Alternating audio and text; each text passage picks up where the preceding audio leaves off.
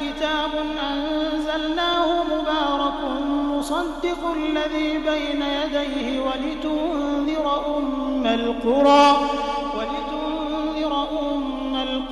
ومن حولها. Assalamu alaikum warahmatullahi wabarakatuh.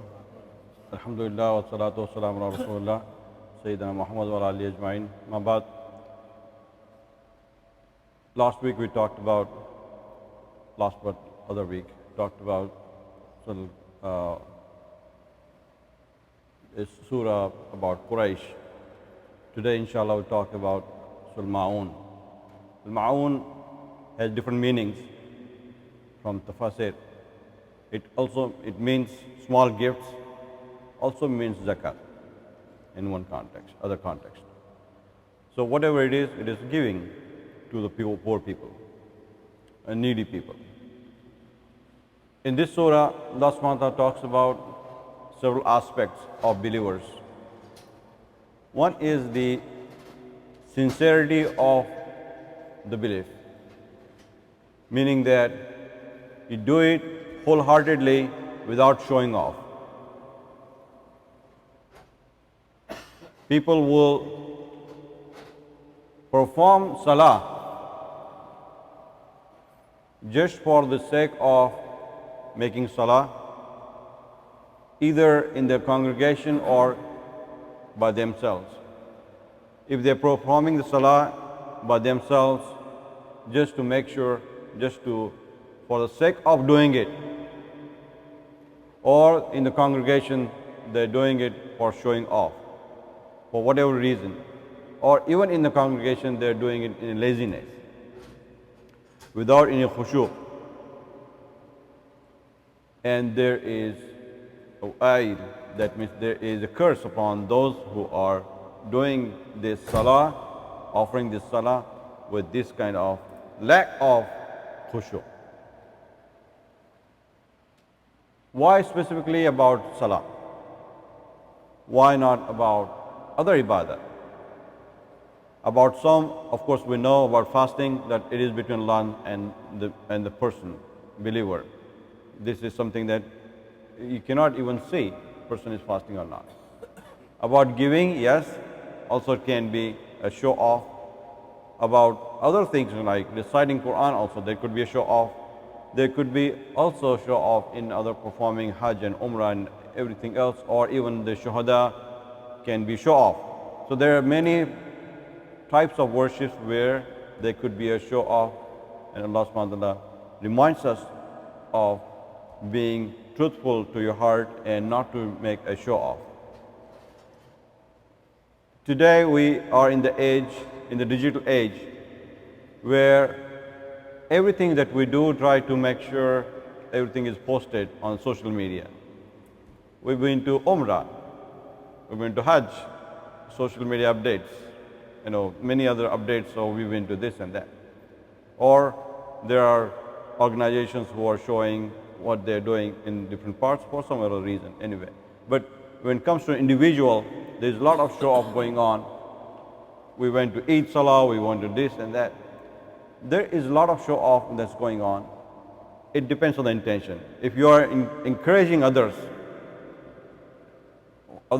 to perform the similar, ibadah, that's alhamdulillah, that's good. You'll be rewarded for yours and theirs ibadah. But if it is for show off, obviously there is a curse on those who are doing it for the show off. So one should remember to check our own intentions. What is the purpose of doing such things? Is it for show off or is it for encouraging others? And be very careful about that. There is a story of As ibn Wa'il, one of the enemies of Islam. He used to make the orphans and the poor people to go away, insult them when they ask for anything, because he was so miser and he was known for it.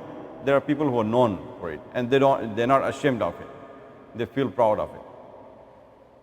This is not just about As ibn Wa'il. It's about us. today, this day, how many times we receive the petition, the need for donations from various organizations who are working throughout the world for the needy people, people who are children who are dying out of hunger in some countries, and we know that because of the political reasons. There is no crime. They haven't done anything wrong. But it is the richest of the worlds are fighting with each other for whatever the wealth, and suffering is for those who are poor.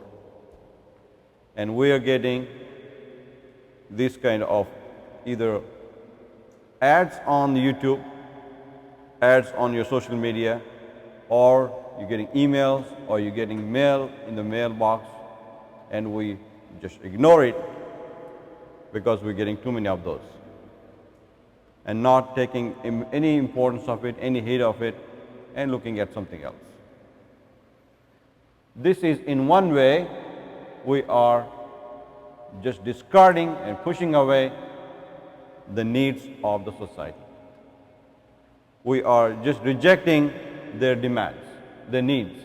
It is not their demands, it is their right on us. It is a right they have on the wealth we have. It's a zakat we have, it's not ours, it's their right on the zakat, and we are denying it. We are denying until Ramadan, hoping that we get a greater reward.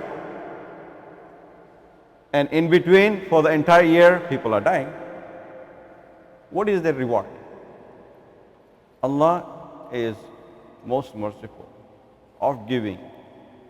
Why do you wait for Ramadan? Of course, you do it more in Ramadan. It doesn't mean you stop everywhere throughout the 11 months. Keep giving every week, every day. There are ways you can do it.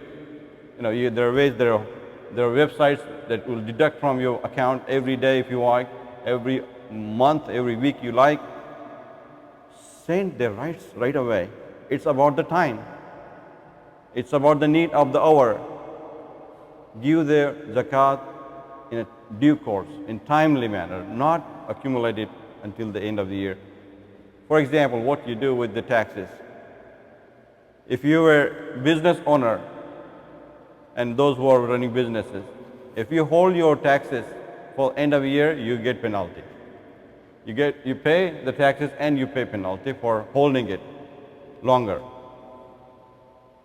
But if you are an employee, your taxes are taken away immediately every month. There's no comparison between taxes and zakat. Zakat is their money. You should be giving it on a due course. So this is another way to look at it from my own is to this day is pay our zakat on time and pay the sadaqat when there is a need for it without ignoring it. May Allah SWT give us the ability to ponder on this. Subhanallah bihamdihi nastaghfiruh. بسم الله الرحمن الرحيم أرأيت الذي يكذب بالدين فذلك الذي يدع اليتيم ولا يحض على طعام المسكين فويل للمصلين الذين هم عن صلاتهم ساهون الذين هم يراءون ويمنعون الماعون. ومن يطع الله والرسول فأولئك مع الذين أنعم الله عليهم من النبيين والصديقين والشهداء والصالحين وحسن أولئك رفيقا.